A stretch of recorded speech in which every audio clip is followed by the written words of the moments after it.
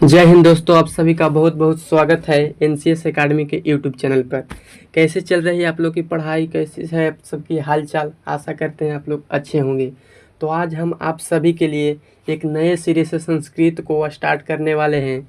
इसमें आज हम कक्षा 10वीं के जो फर्स्ट चैप्टर है मंगलम पाठ, उससे जो भी वीवीआई ऑब्जेक्टिव बनते हैं उसको हम इस वीडियो में देखने वाले हैं। तो चलिए हम पहला नंबर सवाल की ओर चलते हैं।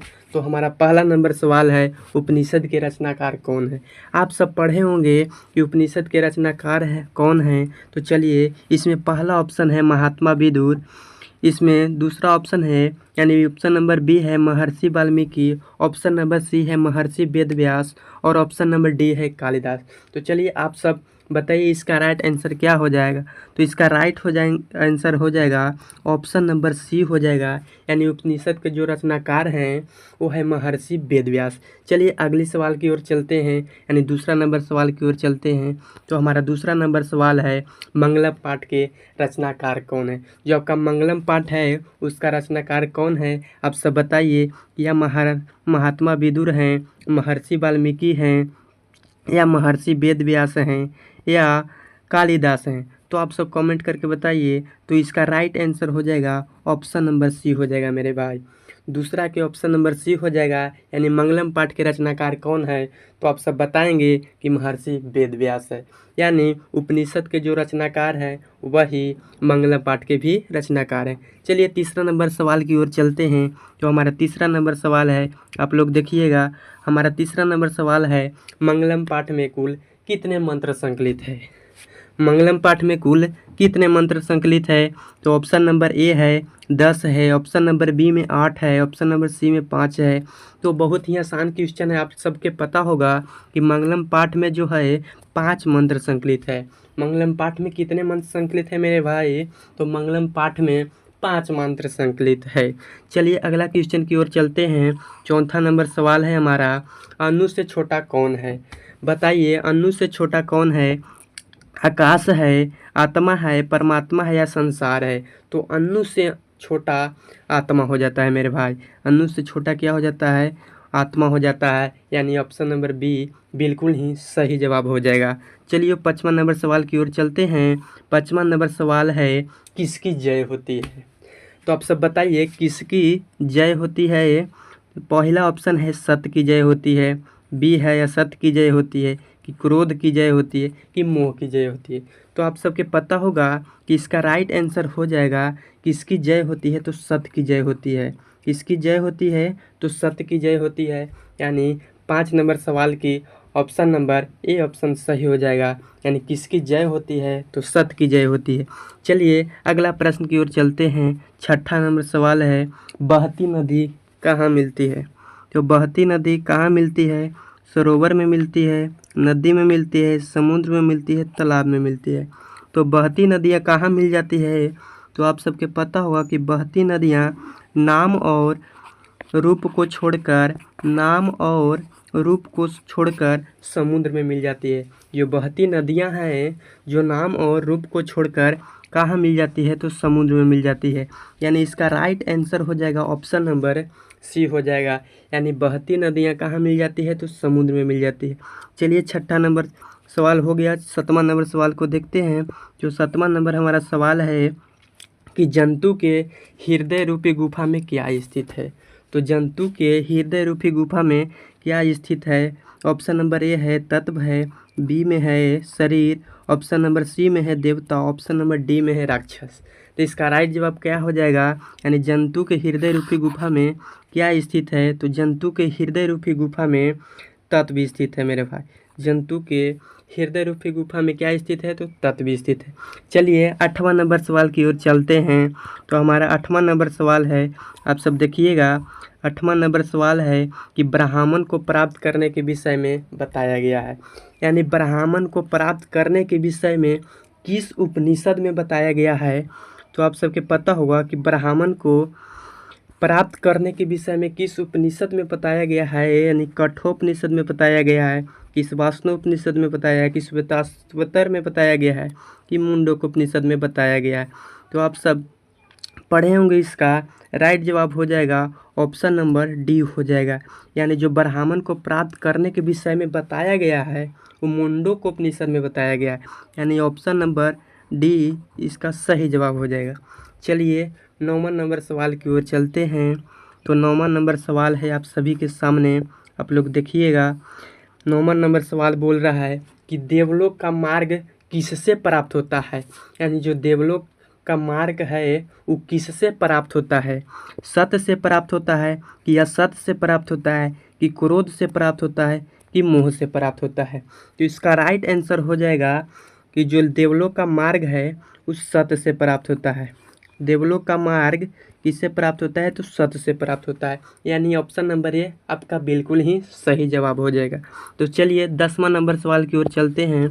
तो 10वां नंबर सवाल है कि सत्य से क्या प्राप्त होता है।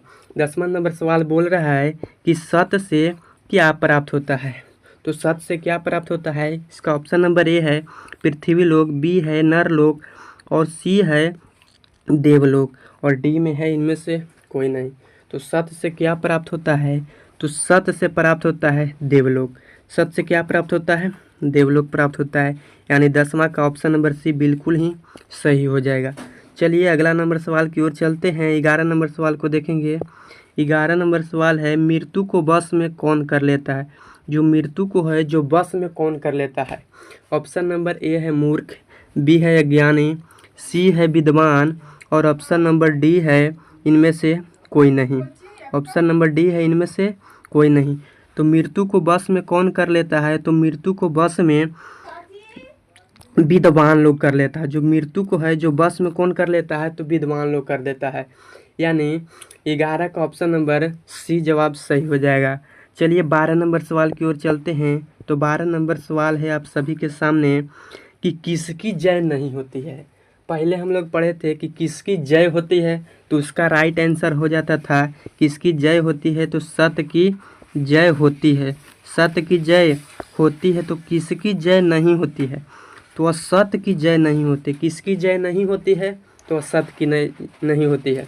और बोलेगा किसकी जय होती है, तो सत्य की जय होती है और असत्य की जय नहीं होती है। चलिए 13 नंबर सवाल को देखते हैं। 13 नंबर सवाल है आप सभी के सामने कि उपनिषद में किस महिमा का वर्णन किया गया है। जो उपनिषद में है वो किस महिमा का वर्णन किया गया है, स्व विषय की या पर पुरुष की या देव पुरुष की या परम पुरुष की। तो इसका राइट जवाब हो जाएगा ऑप्शन नंबर डी हो जाएगा, यानी परम पुरुष के विषय में उपनिषद में वर्णन किया गया है। तो चलिए 14 नंबर सवाल को हम लोग देखते हैं। 14 नंबर सवाल है आप सभी के सामने कि उपनिषद की कुल संख्या कितनी है। उपनिषद की कुल संख्या कितनी है, 108 है, 109 है, 105 है या 111 है। तो उपनिषद की कुल संख्या आप सभी को पता होगा कि 108 होती है। उपनिषद की कुल संख्या कितनी होती है मेरे भाई, तो उपनिषद की कुल संख्या यानी 108 आपका सही जवाब हो जाएगा। यहाँ से और प्रश्न बन सकता है कि वेद की कुल संख्या कितनी है। वेद की कुल संख्या कितनी है, तो वेद की कुल संख्या 4 है। आपसे एक और सवाल पूछ सकता है कि पुराण की टोटल संख्या कितनी है, तो पुराण की संख्या 18 है, ये आप लोग याद कर लीजिएगा। यानी उपनिषद की संख्या 108 हो जाएगा और वेद की कुल संख्या कितना हो जाएगा, तो 4 हो जाएगा और पुराण की कुल संख्या 18 हो जाएगा। तो चलिए ये सवाल आशा करते हैं आप लोग समझ गए होंगे। तो चलिए 15 नंबर सवाल की देखते हैं। तो 15 नंबर सवाल क्या कहता है, आप लोग देखिए। 15 नंबर सवाल है कि आत्मा के गूढ़ रहस्य की किसमें व्याख्या की गई है। जो आत्मा के गूढ़ रहस्य है, जो आत्मा के गूढ़ रहस्य है, जो कौन उपनिषद में व्याख्या किया गया है। पहला है ऑप्शन कठोपनिषद, बी है ईशावास्योपनिषद, सी है श्वेताश्वतर और डी है मुंडकोपनिषद। तो इसका राइट जवाब क्या हो जाएगा, आप लोग बताइए। इसका राइट जवाब हो जाएगा 15 नंबर के ऑप्शन नंबर ए हो जाएगा। ऑप्शन नंबर ए इसका राइट जवाब हो जाएगा, यानी आत्मा के गूढ़ रहस्य की व्याख्या कठोपनिषद में किया गया है। आत्मा के गूढ़ रहस्य की व्याख्या कठोपनिषद में किया गया है। चलिए 15 नंबर सवाल हो गया। चलिए 16 नंबर सवाल को हम लोग समझते हैं। 16 नंबर सवाल क्या है? तो 16 नंबर सवाल है परमात्मा की महिमा, परमात्मा की महिमा का वर्णन किस में किया गया है? यानी जो परमात्मा की महिमा है उसका वर्णन किस उपनिषद में किया गया है? तो पहला ऑप्शन है कठोपनिषद, ऑप्शन नंबर बी है ईशावास्योपनिषद, ऑप्शन नंबर सी है श्वेताश्वर, ऑप्शन नंबर डी है मुंडकोपनिषद। तो आप सबके पता होगा कि इसका राइट जवाब क्या हो जाएगा। तो इसका राइट जवाब हो जाएगा ऑप्शन नंबर बी हो जाएगा ईशावास्योपनिषद में। यानी जो परमात्मा का जो वर्णन किया गया है ईशावास्योपनिषद में किया गया है। चलिए 16 नंबर सवाल में आ गया होगा। तो चलिए 17 नंबर सवाल की ओर चलते हैं। तो 17 नंबर सवाल है आप सभी के सामने स्क्रीन पर दिख रहा होगा। बोल रहा है कि ज्ञानी लोग, बोल रहा है सवाल, ज्ञानी लोग और अज्ञानी लोग में क्या अंतर किस में बताया गया है? यानी ज्ञानी लोग और अज्ञानी लोग में अंतर किस उपनिषद में बताया गया है? सवाल आपसे यही पूछना चाह रहा है कि ज्ञानी लोग और अज्ञानी लोग में अंतर किस में बताया गया है, यानी किस उपनिषद में बताया गया है?